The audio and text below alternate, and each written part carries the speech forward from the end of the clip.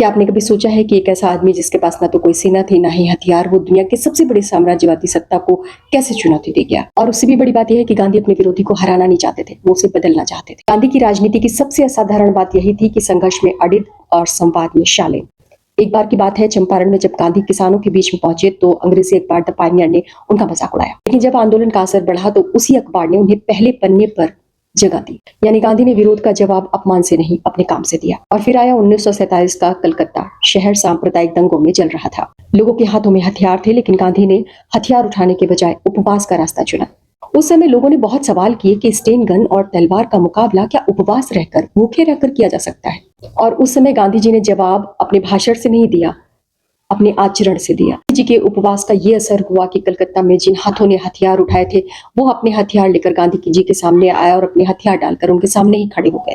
और गांधी जी ने उन्हें बदले की सजा नहीं दी। उन्होंने उन लोगों से कहा कि ऐसा है कि जिनके घर तुमने उजाड़े हैं, अब उन्हीं की रक्षा करो। और यही गांधी थे।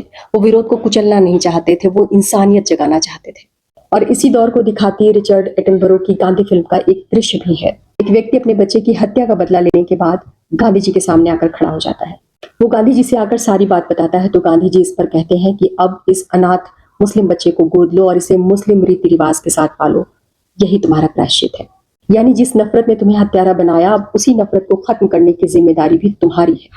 और शायद यही वो वजह रही कि गांधी का प्रभाव भारत से निकलकर पूरी दुनिया तक पहुंचा। ब्रिटिश सत्ता की वो सबसे बड़े कठोर आलोचकों में से एक थे, लेकिन उन्होंने अपने विरोधियों को व्यक्तिगत रूप से अपमानित करने की राजनीति कभी नहीं की।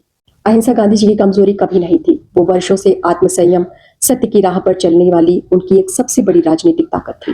और आज गांधी को समझने का शायद सबसे बड़ी तरीका भी यही है, विरोधी से पूरी ताकत के साथ संघर्ष करो, लेकिन मनुष्यता कभी मत छोड़ो। क्योंकि किसी को हरा देना तो बहुत आसान है, लेकिन अपने विरोधी के भीतर बदलाव पैदा करना, यही असली राजनीतिक और नैतिक विजय है। और शायद यही वो कारण है कि गांधी की राजनीति उनके जीवन से कहीं ज्यादा लंबी हो गई।